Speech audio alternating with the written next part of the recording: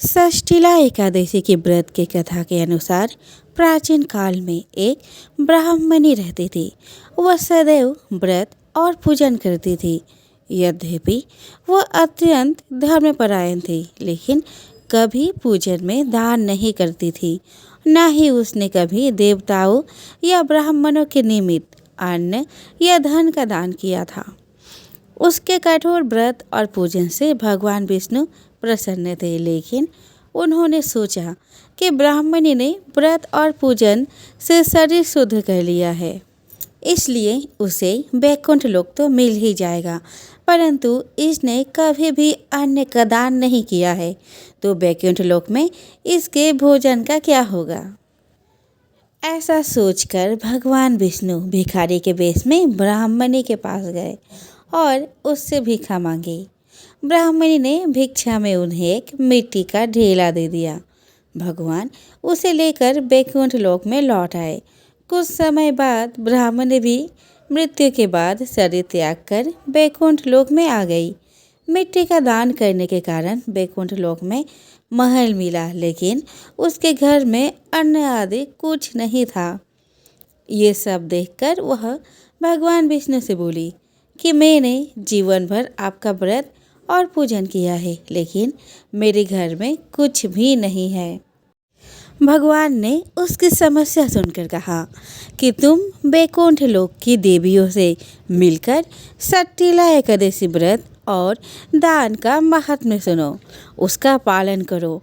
तुम्हारी सारी भूल गलतियां माफ होंगी और मनोकामनाएं पूरी होंगी। ब्राह्मणी ने देवियों से षष्ठीला एकादशी का महात्म्य सुना और इस बार व्रत करने के साथ तिल का दान किया। मान्यता है कि षष्ठीला एकादशी के दिन व्यक्ति जितने तिल का दान करता है, उतने 1000 वर्ष तक वैकुंठ लोक में सुखपूर्वक रहता है। षष्ठीला एकादशी की दूसरी कथा। प्राचीन समय में वाराणसी में एक गरीब अहीर रहता था। वह जंगल से लकड़ी काटकर बेचने का काम करता था। जिस दिन उसकी लकड़ी ना बिकती तो परिवार को भूखा ही रहना पड़ता था। एक ही दिन लकड़ी काटने वाला व्यक्ति साहूकार के घर लकड़ी बेचने गया। उस व्यक्ति ने साहूकार के यहाँ देखा कि किसी उत्सव की तैयारी चल रही है। उस अहीर व्यक्ति ने सेठ जी से डरते डरते पूछा कि यह उत्सव किस प्रकार का है और क्यों किया जा रहा है। सेठ जी ने अहीर से कहा कि यह सब षष्ठीला एकादशी व्रत की तैयारी चल रही है। अहीर ने फिर से पूछा कि इस व्रत को करने से क्या फल मिलता है।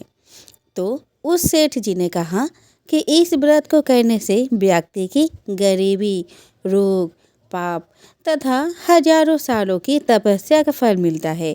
सेठ जी की बात सुनकर वह अहीर तुरंत अपने घर गया और अपनी पत्नी से षष्ठीला एकादशी व्रत के बारे में बताया, जिसके बाद दोनों ने इस व्रत को पूरे नियम और श्रद्धा भाव से किया। व्रत षष्ठीला एकादशी व्रत कथा के प्रभाव से वह गरीब अहीर जो लकड़ी काट कर बेचता था, वह कंगाल से धनवान हो गया और पूरे जीवन सुख पाकर अंत में मृत्यु के समय वैकुंठ धाम को गया। षष्ठीला एकादशी की तीसरी कहानी। मान्यताओं के अनुसार एक बार नारद मुनि भगवान विष्णु जी के गोलोक धाम में आए और स्वयं भगवान से षष्ठीला एकादशी व्रत के बारे में पूछने लगे। नारद जी के बार बार आग्रह करने पर विष्णु जी ने एक कथा सुनाई। एक समय में पृथ्वी पर एक ब्राह्मण की पत्नी थी। ब्राह्मण की मृत्यु हो चुकी थी, पर उसने मेरी भक्ति करना नहीं छोड़ी, अर्थात पति के मरने के पश्चात वह और भी ज़्यादा भक्ति में लीन हो गई। एक बार उसने लगातार 1 महीने मेरा व्रत किया और श्रद्धा भाव से पूजा अर्चना की थी। व्रत के प्रभाव से ब्राह्मण की पत्नी का शरीर तो शुद्ध हो चुका था, पर वह व्रत के समय किसी गरीब या ब्राह्मण या देवताओं के नाम का दान पुण्य नहीं करती थी, जिस कारण वह महिला वैकुंठ में रहकर भी अतृप्त रहेगी। यही सोचकर मैं उसके पास भेष बदलकर भिक्षा मांगने गया। जब मैंने उसे भिक्षा मांगी तो उसने एक मिट्टी का पिंड उठाकर मेरे हाथ में रख दिया। भिक्षा में मिले हुए पिंड को लेकर मैं अपने धाम वापस लौट आया। कुछ समय बाद जब उस महिला की मृत्यु हो गई और वह अपना देह त्याग कर मेरे लोक में आ गई, उसे यहाँ पर एक कुटिया और आम का पेड़ मिला। जब ब्राह्मण की पत्नी ने खाली कुटिया को देखा तो वह घबरा गई और मेरे पास आई और बोली, मैं तो धर्मपरायण हूँ, फिर मुझे खाली कुटिया क्यों मिली भगवान? जब मैंने उसे बताया कि यह सब अन्न दान नहीं करके मिट्टी पिंड दान करने के कारण हुआ है, महिला ने इसका उपाय पूछा तो मैंने कहा, जब देव कन्या आपसे मिलने आए तो अपनी कुटिया का द्वार मत खोलना जब तक आपको वह सभी सट्टिला एकादशी के नियम और विधान नहीं बताती है।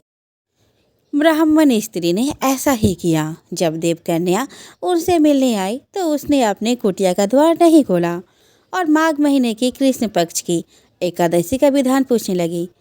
तब जाकर देवकन्या ने उस महिला को सट्टिला एकादशी का विधान बताया और उसने पूर्ण नियम से सट्टिला एकादशी का व्रत किया, जिसके प्रभाव से उसकी कुटिया में अन्न और धन दोनों के भंडार हो गए।